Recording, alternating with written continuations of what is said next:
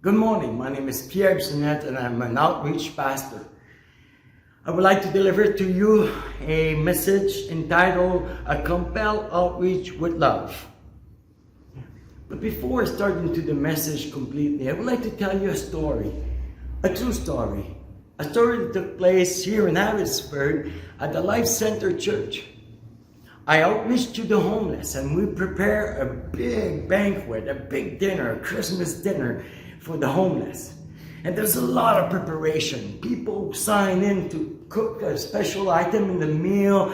Then people would come to sit at the table and they sign in for that.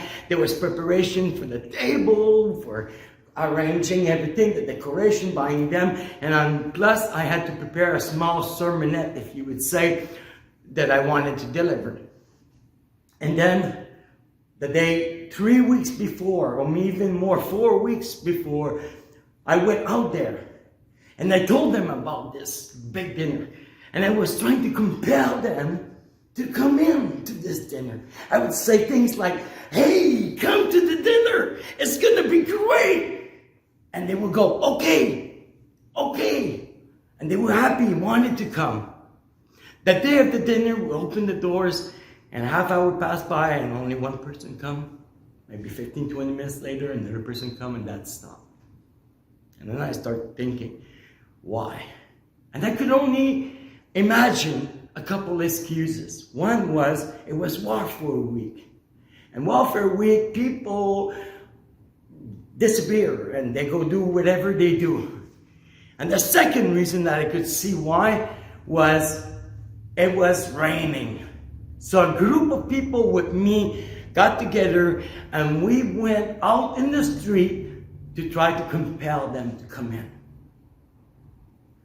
Eventually, 10 and 15 came. We had prepared for 30, but we were about 10 to 15. And they came and they had a great time. And we had to go on the street, and when we went on the street, we tried to compel them again. Come on, it's a hot meal, you get out of the rain. You're gonna get a gift. So we did this kind of stuff to try to invite them to come in. I had to go back to this church and the people still went out over time. They brought about another 10 or around there.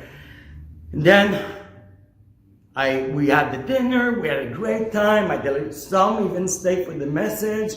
One said to me a few days later, I even pray with you for the sinner's prayer.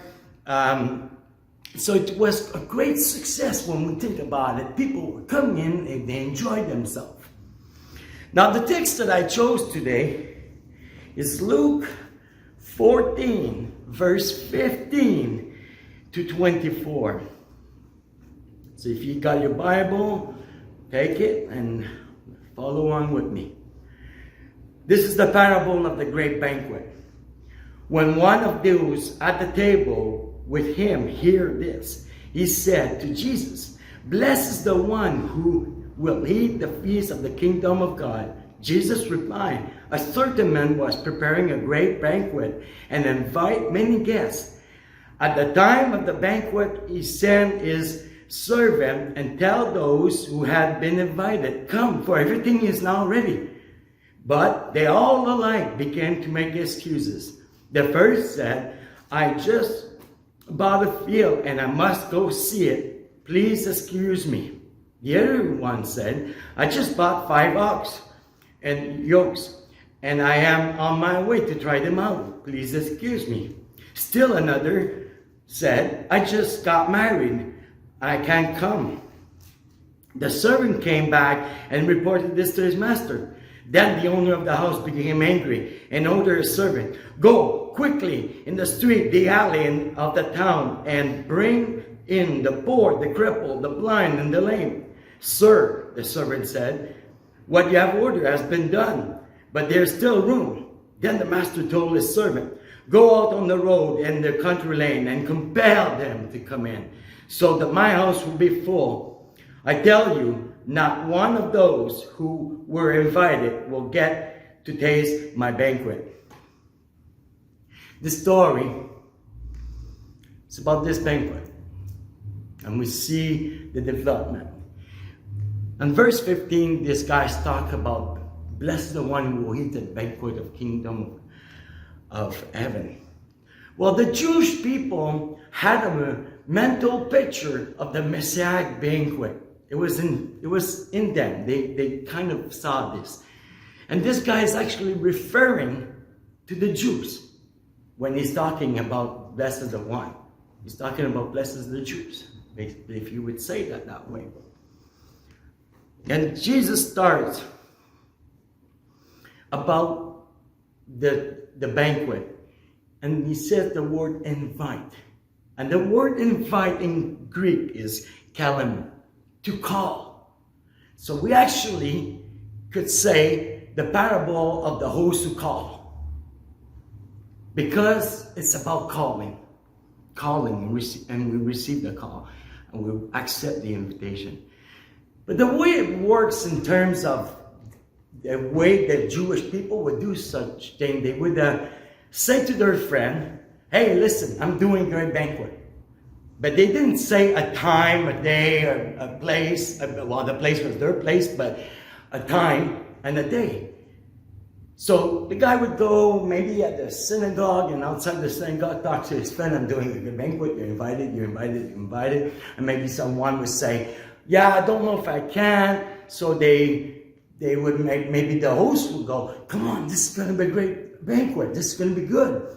So they all invited them, but they didn't tell them, like we would say, well, what time? Where? What day? Well, they didn't say that. They just said, I do a banquet, I'll let you know when it's ready. So now they go and tell them, and then the excuse comes. We have three excuses. We have I bought a real estate and I need to see what it looks like. I bought some machinery because I got to plow my field and I need my machinery to work properly. And I just got married. And we could say maybe those excuses are good to miss the banquet. Maybe not. I'm not going to say because it's irrelevant if it's good or not. Because it brings to the point of missing the banquet. And missing the banquet, we could go further and say, is missing the salvation, the call of God for salvation. So now what he does, he's angry a little bit, he's upset maybe, we could say, he feels insulted maybe, and then he turns around and says to a servant, go on the street of the town and get the poor, the cripple, and the lame, and the blind, and bring them in. And then he goes, and then the servant goes back to his servant and says, well, this has been done. Now he says, well, then go on the highway and go away from town and go get them and compel them to come in. So the servant does. To compel them to come in they had to go out of town. They may have to walk 5 miles to find the first person to tell them about the banquet. And the reason why I use the word compel is because if you're 5 miles away, you need to compel that person to come back 5 miles to go for a dinner. It's also because it's extremely difficult to convince people to walk this distance and to do all this. And this we could relate to evangelism or to outreach, because it's not easy to do. The Merriam-Webster Dictionary says that the word compel is to drive, to urge, forcefully or irresistibly. Well, compel, and the synonyms of compel, we could say to urge, to beg, to plead, to press on. Because we use these words, and this is biblical, these words are used over 100 times in the biblical text. They use all the time. Paul used the word urge in 12:1, who says, I urge you, brother, in the mercy of God. So So it's used, but how do we do this? How do we do this compel? Because you can't force people. You could maybe invite them, and then if they say no, you may say, oh, you know what, it's going to be a great dinner. But this has to be something more, because people might not will say, yeah, but I can't. But if you bring this idea of irresistibility, which is not that you go on and bring this, and how do we do this? Well, it says here, and it's with love. And I will read a verse from 2 Corinthians 5:14. For Christ's love compels us, because we are convinced that one died for all. It is not anything else but His love that compels us to come in. Therefore, as imitator of Christ, this is what we need to do. Bring that love to the people out there. Because if we don't, and we just go there and say, you're wrong, your religious is wrong, they're going to shut their ear. They won't hear this. But if you love them, and let them see the love in action that you will present to them, they will hear this. And they will see truth. They will be revealed truth to this action of love. So, a compel outreach with love means that we need to have the agape love. But God is the one who has that love. So can we? Well, we could aim for that agape love, that unconditional love. To do things without asking anything in return. That's what it's all about. The second point of this message is to go in the street, to go in the lane. That's the second point. And compel them to come in. That's what it's all about. They had an invite. They refused. They missed the banquet. We compel them to come to the banquet so they won't miss the banquet.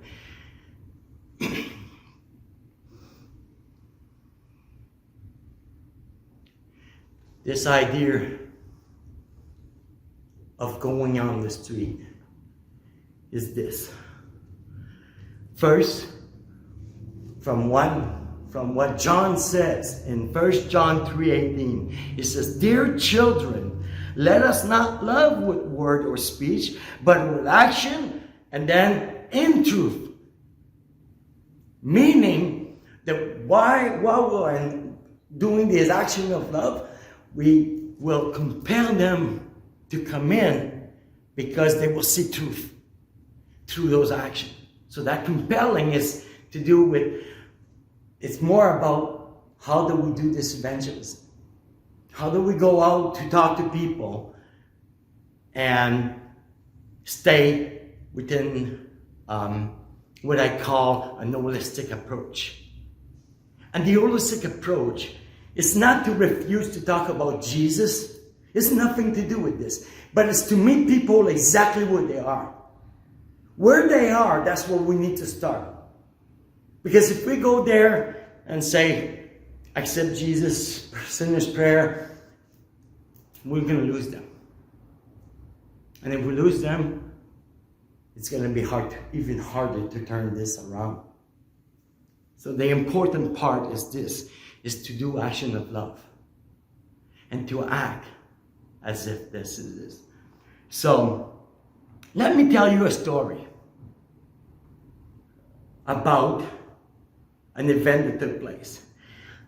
I was studying at Trinity Western at the time, and we were living in a small apartment on Content Street, and Syrians were coming in. They were coming to the country, and in our building there was about a dozen family of Syrians that came in. And one day after school, I came in and I saw in the backyard the kids were playing hockey. And guess what? I'm French Canadian. And guess what's my sport? Well, hockey, obviously. Guess what's my team? Well, Montreal Canadian, right? So I went and played hockey with these kids a couple of times. And then all of a sudden the parents are on top of the balcony. So I wave at them so they know I'm not one of those crazy person or something like this. And I waved a couple times. And then eventually I saw the Syrian men having coffee in front of the building. So I went and talked with them. So now at the beginning, conversation was very, very limited. They speak Arabic. I speak French. So we start exchanging. And thank God there is a phone that does translation to try to say some words that we could exchange. But for that year, about a year and a half, and I met with them and I talked with them, and they invite me to have coffee at their house. And I don't know if you have an idea what coffee and the Syrian coffee looks like, but one little sip of that coffee and you're up for the rest of the day. There's nothing. It's very strong coffee. These guys drink 2 or 3. But anyway, I would drink a cup of coffee with them, and I would talk and we got to know each other, and we became friends. We became friends and we became acquainted to each other. Then I kept doing the same thing. I would show up, I would go there, I would linger in silence with them most of the time because I didn't speak the language. But while I'm in silence, I'm praying. In my head, I'm praying for the men in that room. And sometimes I would say a word in English and we would say a couple words and I'd leave it at that. Lingering in silence is what is sometimes an important part of ministry of outreach, because when you linger in silence, you're there. Other times, when you speak the same language, you could, you could speak the same language or not, but you could listen intently and try to see the pain that person is going through. That's still love in action. Love in action does not just mean, well, do a bunch of action, a bunch of stuff. It could be simply a prayer for somebody. It could be simply listening. So, what happened after a year and a half is the key of this story. A sad event took place. This little girl got hit by a bus and she died. She was the daughter of a friend that I had made. They went to the hospital, and then they called me to come because they knew I was a religious man, that I was studying to be a pastor or to be an outreach worker, if you would say, or the technical term is chaplain, but I was studying to do this. They understood this, that I was a prayer man, that I prayed all the time. So I went, and then I went to their funeral. I took the dirt and put it on the coffin because that's exactly what they do. And then a week-long mourning. And then I mourned with them for that week. And then at the end of the week, they brought a translator. They were curious to know why that I did all this. And I explained that it's because I love. I explained this because you're my friend, and I want to be there in time of need. And then they asked me the most amazing question. Please, give us a description of how you see God. So I was able to present the gospel to them. And most were like listening. One was kind of a little twitchy. It seemed that he was not agreeing with what I was saying, obviously. But that's okay. Most of them. And I said to them at the end, why did you ask me this? And they said, you respect us so much, we want to respect you too. Meaning you love us so much, we want to love you. The point of this story is I started with a holistic approach. Go have coffee, play hockey with the kids, get to know them, became friends, and then truth, because of the love that I presented, was revealed. When we do this in a holistic approach, and evangelism in a holistic approach means that I will get to know people, I will do what I can, and then I could, with the love that I bring, God Himself will compel them to, because they will see that love. I'm not the love of God. But what I am is a vehicle for the love of God to come. It's there, but for the love of God to be expressed, if you would say. I would like to challenge you this week to go out on the street and then try to strike conversation with strangers. Here's how you could do it. Now, here's an example. If you have, if you see somebody and they have a jersey of the Canucks, for example, and you could say to that person, hey, the Canucks, they won yesterday, or hey, the Canucks are doing good, or if they're doing poorly, then maybe you want to change the subject. But whatever it is, you find a piece of conversation. A lady could say to another lady, wow, I love your hat, where did you get that at? And then start a conversation. In starting that conversation, if some will say, yeah, I got it at that store, and turn their back and walk away. But some will say, yeah, and they will enter that conversation. And slowly you might be able to get to a place. So, this is my challenge to you. Go out and become friends and do a holistic approach to evangelism, and the result will amaze you. Because one plants the seed and the other one waters the seed. You never know what's going to happen. Let's pray.